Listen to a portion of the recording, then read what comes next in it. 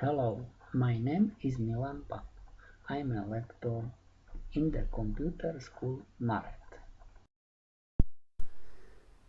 Let's start lesson 002 AutoCAD command rectangle. Switch to AutoCAD.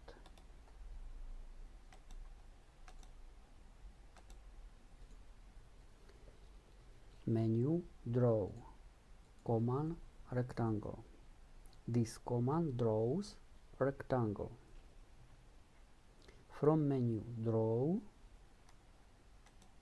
choose command rectangle, or left click on that.